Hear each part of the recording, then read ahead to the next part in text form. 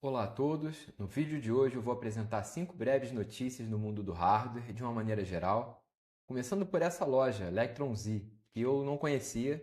Ela lançou uma placa com um conceito que eu gosto bastante, que é de um FPGA junto com um microcontrolador. Eu acredito que é uma excelente estratégia delegar tarefas para microcontroladores ou microprocessadores.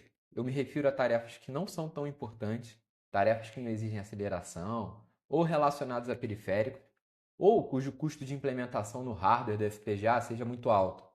Então, nada melhor passar essas tarefas de um chip mais caro, que nesse caso aqui dessa placa é o FPGA, para um chip mais barato, que nesse caso aqui é a Raspberry Pi Pico 2.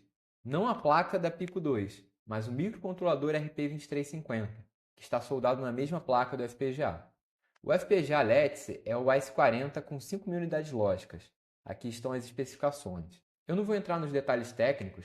Para os interessados, basta acessar aqui a página com a documentação técnica do GitHub. Inclusive, esse hardware recebeu a certificação de Open Source Hardware, então ele está certificado. A única coisa que eu gostaria de destacar aqui, que eu acho importante, é o padrão PMOD. O pessoal da loja teve o cuidado de colocar 4 portas aqui, padrão PMOD da Digiland, que eu considero excelente para o desenvolvimento. Essa placa aqui custa $50, mas não entrega aqui para o Brasil, infelizmente. Então, para fazer a entrega, seria necessário chamar um intermediário para fazer a tramitação aí do frete. Para alguns usuários de Mister FPGA que vão torcer o nariz, saibam que aquelas portas USB que aceitam controles dos mais diversos tipos, quem faz essa interface com o FPGA é um processador ARM que está embarcado no próprio chip do FPGA da Altera. Esse chip tem a mesma arquitetura de uma Raspberry Pi Zero 1. Isso mesmo, a primeirona de 2015. E esse processador ele não é um soft-core, ele foi gravado no silício do semicondutor. Eu faço essa observação porque a comunidade tira muito proveito da variedade de drivers de controles disponíveis na distribuição Linux. Porque se isso fosse implementado usando as unidades lógicas e as memórias do FPGA, certamente ocuparia um espaço disputado entre os elementos que compõem efetivamente o console. Para os puristas que gostam de usar os consoles originais, saibam vocês também que quando vocês colocam, por exemplo, o Blue Retro para jogar, vocês estão colocando um microcontrolador no meio do caminho para realizar a tradução dessa interface. Bom, e feita toda essa explicação, vamos falar justamente sobre microcontroladores. A Espressif acaba de anunciar a produção em massa do ESP32C5, que é a mesma coisa que dizer que os chips já estão sendo fabricados na Foundry, e em breve já estarão nas prateleiras dos varejistas de placas derivadas e também de fornecedores do semicondutor no atacado.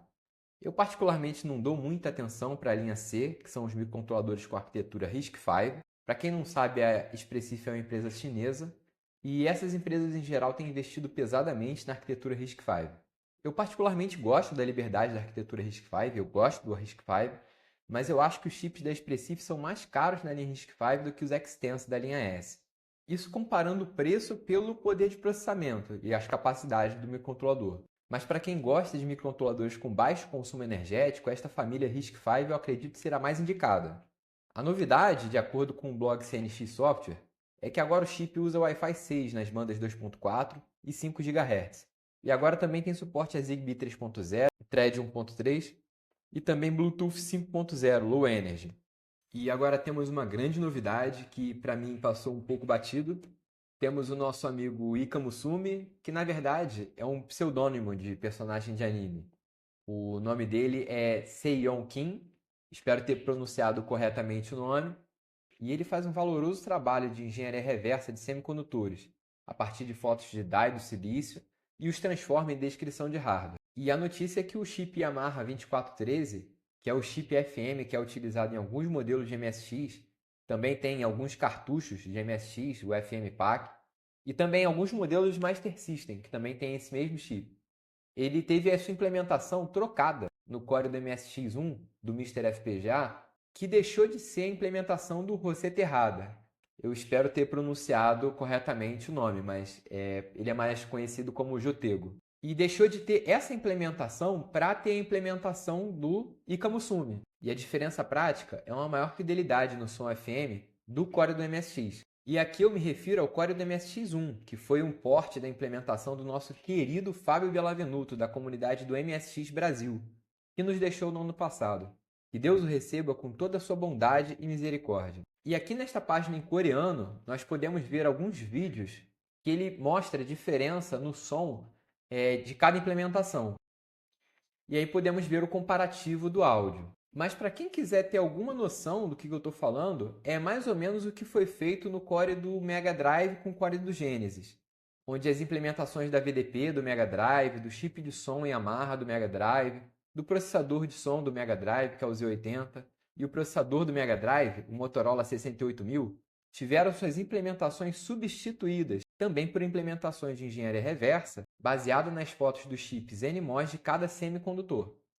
E falando em MSX, eu estou aqui na página da msx.org e temos a notícia oficial da MSX Goa'uld, que saiu recentemente aqui na página, a partir da data da publicação deste vídeo, obviamente. E aqui podemos ver a proposta do projeto e maiores informações. Eu aproveito para dizer que o trabalho da MSX Goa'uld continua, o projeto não está parado e teremos mais novidades ainda para apresentar. Em breve teremos suporte a codecs de APV no FFmpeg, e aqui podemos ver o patch, mas ainda não foi dado o merge, é o que tudo indica. Esse codec em particular é recente, o APV, e o público-alvo são criadores de conteúdo que usam smartphones. Apesar do codec ser implementado via software, essa é uma área que eu vejo por ser bastante aplicada por FPGAs. Não como uma solução definitiva de aceleração de codec via hardware, mas pela prototipagem de chips aceleradores com estes codecs. Então, o hardware é testado primeiro em um FPGA e depois ele é incorporado em um chip específico. Se você tem alguma placa de vídeo atual, é muito provável que o chip da sua GPU já possua alguma implementação de hardware para aceleração de codec. No mês de abril de 2025, a Intel anuncia que terá 49% de participação na Altera, que venderá os 51% restantes para a Silver Lake. Aqui no post aqui da Intel, ela fala que ela receberá um investimento, mas na verdade esse dinheiro ele vem de uma venda. E aqui temos acesso ao acordo firmado, que hoje a Altera vale 8,75 bilhões de dólares.